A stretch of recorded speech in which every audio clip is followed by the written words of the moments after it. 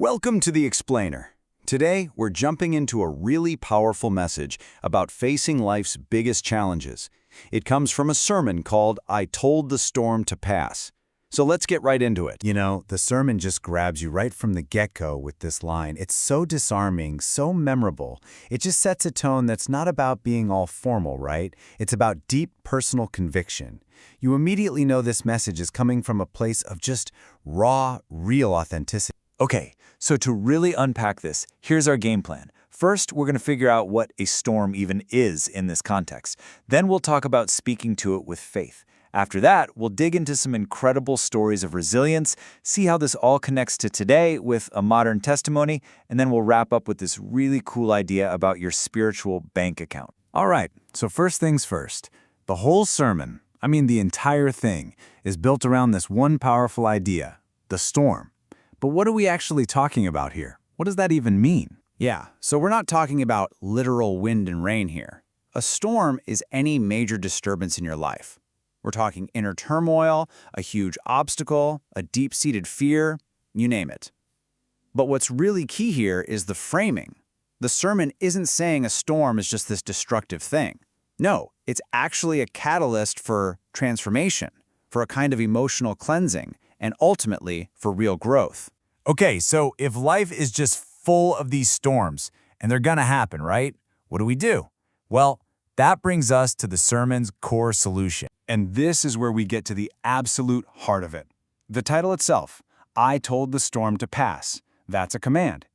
The point is that faith is not a passive thing. It's not about just sitting back and hoping things get better. It's an active, vocal force.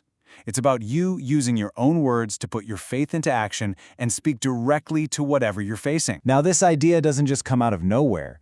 The speaker really grounds this whole argument in some key scriptural passages. You've got everything from the command to be strong and of good courage in Deuteronomy, all the way to God's promise in Isaiah that I will be with you. All these verses are used to build this case that as a believer, you're called to face chaos with boldness because you're backed by divine power. And this phrase, peace, be still. Wow, this becomes the ultimate model. It's Jesus speaking directly to a literal storm and telling it what to do. So that becomes the template for us, right? The idea is to take on that same authority when you're facing your own personal chaos, whether that's, unpaid bills, health problems, whatever it is. And to really hammer this point home, the sermon doesn't just give us abstract principles. No, it gives us case studies. It looks at three major biblical figures who went through and endured their own massive, life-altering storms. So first up, we have Job. And man, this guy loses everything. We're talking his kids, his money, his health, even his own wife tells him to just give up.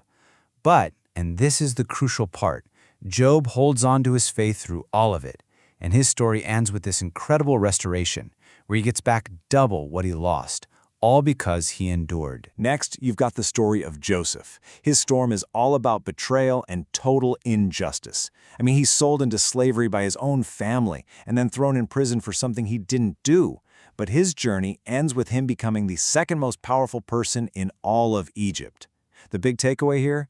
Even the absolute worst things people do to you can be part of a much bigger plan that leads you right to your purpose and authority. And for the third story, we look at Jonah, which shows us a totally different kind of storm, one that's pretty much self-inflicted.